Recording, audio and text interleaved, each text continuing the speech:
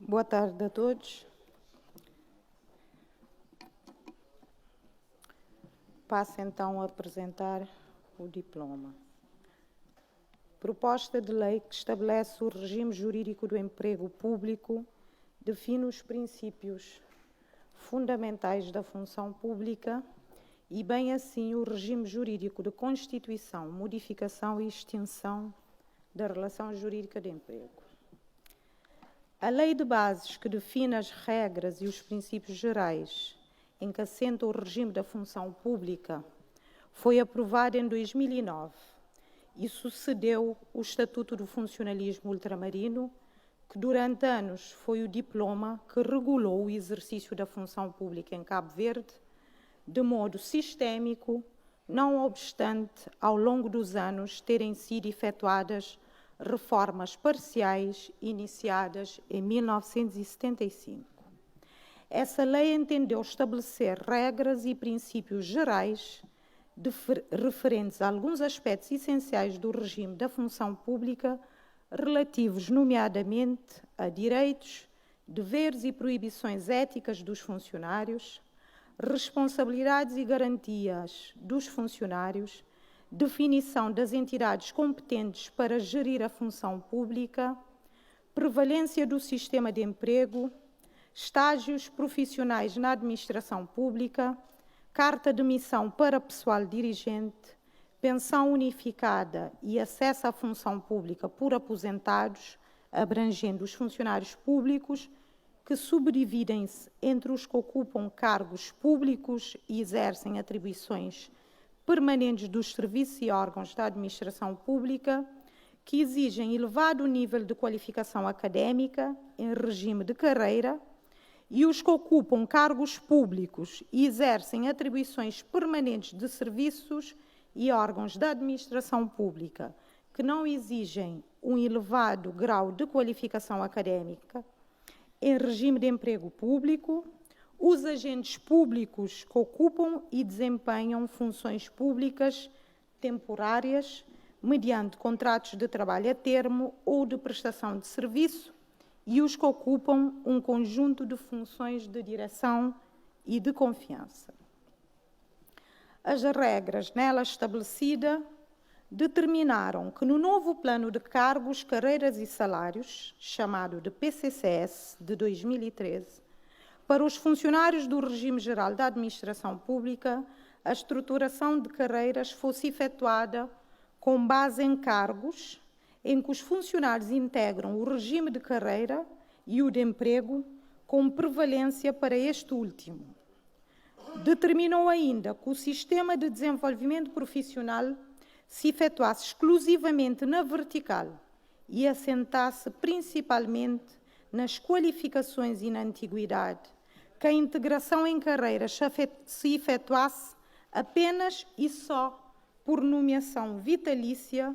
o que levou a que funções permanentes fossem desempenhadas por funcionários com vínculos precários. Determinaram ainda que os funcionários com vínculo precário aumentassem significativamente, o que os levou a manifestarem um elevado nível de insatisfação por estarem a desempenhar funções técnicas sem estabilidade profissional, não podendo evoluir profissionalmente, acrescido ao facto de ter havido uma proliferação de carreiras do regime especial, estando apenas 10% dos funcionários públicos sujeitos ao PCCS do regime geral. Desde então, tem havido um aumento do número de funcionários afetos à administração pública em regime de precariedade, que originaram um crescimento significativo da despesa pública e da carga fiscal, cujo controle se tornou premente. Por outro lado, a sociedade passou a ter um nível de desenvolvimento político, cultural e habilitacional mais elevado, colocando exigências acrescidas à administração pública e aos funcionários públicos, pressionando para que se faça mais e melhor, com menores custos e menos recursos. Assim, em 2018, foi efetuado um estudo diagnóstico dos principais instrumentos de gestão dos recursos humanos, designadamente a Lei de Bases acima referida, que revelou, entre outras grandes disfunções, que se repercutem em expressivos níveis de insatisfação dos funcionários e agentes do Estado, radicando essa insatisfação num sentimento de iniquidade. As principais disfunções identificadas no estudo são rigidez nas formas de vinculação, existindo a vinculação por nomeação definitiva em regime de carreira e a vinculação por contrato de trabalho a termo em regime de emprego. Precariedade de uma percentagem muito expressiva de funcionários e agentes, não só em funções de apoio, mas sobretudo em funções técnicas, vinculados mediante contrato de trabalho a termo, contratos de prestação de serviço e contratos de estágio, com múltiplas renovações, sem que nunca lhes seja proporcionado estabilidade decorrente de uma relação contratual. Estruturação das carreiras assente no conceito de cargos e não de funções. Inexistência de um processo de avaliação de funções para dar fundamentação técnica às decisões que envolvem a atribuição de remuneração, levando a que as remunerações na administração pública não sejam diferenciadas de acordo com os níveis de responsabilidade, exigência e de maturidade associadas a cada conteúdo funcional. Existência de expressivas disparidades salariais entre funcionários e agentes que desempenham idênticas funções e que resultam da sua inserção em diferentes carreiras, violando o princípio básico de equidade para salário igual, trabalho igual. Elevada complexidade e falta de coerência entre os diferentes modelos de remuneração em vigor, coexistindo uma tabela remuneratória para o pessoal do regime geral da função pública, com diversas tabelas salariais aplicáveis aos funcionários integrados nas carreiras do regime especial. Inexistência de denominadores comuns entre a carreira do regime geral e dos múltiplos regimes especiais, tornando quase impossível ao Estado praticar uma gestão coerente e integrada dos seus funcionários e agentes, pelo fato de que nenhum conceito ou referencial, dentre os mais importantes ao nível da gestão de recursos humanos, se aplica de forma transversal a todas as estruturas do Estado. Inexistência de uma grelha única de remunerações, de um modelo único e transversal de avaliação do conteúdo funcional e de regras de evolução profissional aplicáveis de modo uniforme a todas as carreiras e tipologias de organização da administração central e autárquica, com as devidas adaptações. Existência de um sistema de desenvolvimento profissional sustentado em promoções definidas estatutariamente e assentes principalmente nas qualificações e na antiguidade. Em face às disfunções identificadas, a necessidade de definição de uma nova visão de gestão dos recursos humanos e da sua adequação aos novos desafios para o desenvolvimento sustentável, a premente tensão e pressão dos sindicatos e funcionários, no sentido de serem introduzidas alterações às regras e aos princípios nela consagrados relativas ao regime de pessoal, modalidades de vínculo, condições de desenvolvimento profissional e ao sistema remuneratório no regime de emprego na administração pública e o modelo de gestão de recursos humanos dela decorrente, tornou-se premente a elaboração da proposta de uma lei de bases que contenha soluções para ultrapassar as dificuldades suscitadas pelos funcionários, agentes e sindicatos. E considerando que ao longo do século XX tem havido um crescimento exponencial da despesa pública e da carga fiscal com a máquina administrativa e que cada vez mais se colocam exigências acrescidas à administração pública, e aos atores políticos, pressionando para que se faça mais e melhor, com menores custos, e que se adote medidas inovadoras que reduzam a dimensão do Estado e da administração pública, através de políticas de redimensionamento, de privatização e externalização das funções do Estado, torna-se hoje premente a definição de formas de vinculação alternativas à nomeação, enquanto forma de vinculação ao Estado para toda a vida, independentemente da necessidade do posto ou do resultado alcançado. Pretende-se instituir uma função pública mais qualificada, virada para os desafios de desenvolvimento sustentável e mais motivada para a modernização. Para tanto, importa estabelecer um regime jurídico do emprego público que, embora ressalve a natureza do empregador público e que salvaguarde o estatuto constitucional da função pública, atendendo que os funcionários e agentes da administração pública não são meros trabalhadores ao serviço de uma entidade patronal, mas sim trabalhadores ao serviço de pessoas coletivas, cuja atividade profissional compreende única e exclusivamente a prossecução do interesse público,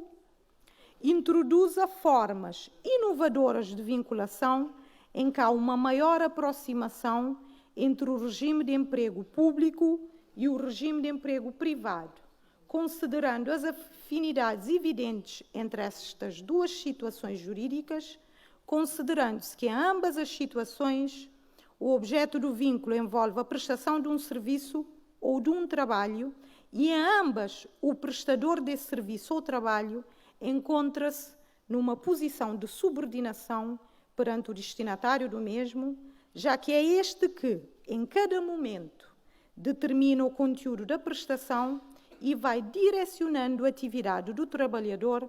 à satisfação das suas próprias necessidades, sem perca de direitos adquiridos, como, por exemplo, a estabilidade do vínculo e o direito à carreira. Neste contexto, decorridos sensivelmente 12 anos sobre a aprovação da Lei de Bases da Função Pública, elabora-se a nova Lei de Bases, que passa a denominar-se de Lei de Bases do Emprego Público, visando dar uma resposta adequada às disfunções acima referidas e dotar a administração pública de um diploma que reunisse de forma racional, tecnicamente rigorosa e sistematicamente organizada o essencial do regime laboral do pessoal da administração pública, viabilizando a sua mais fácil apreensão e garantindo a justiça e a equidade na sua aplicação, e que assume a necessidade da convergência tendencial do regime dos trabalhadores públicos com o regime dos trabalhadores do setor privado, ressalvadas as especificidades e o Estatuto da Função Pública. O presente diploma consubstancia uma nova visão para a gestão integrada dos recursos humanos da administração pública cabo-verdiana, que assenta no seguinte princípio-chave e estruturante. A gestão dos recursos humanos da administração pública deve assegurar que cada funcionário possui um perfil ajustado à sua função, conhece o seu conteúdo funcional, o trabalho que deve efetuar e para que resultados dá o seu contributo, assim como o que é necessário para fazer crescer na sua carreira,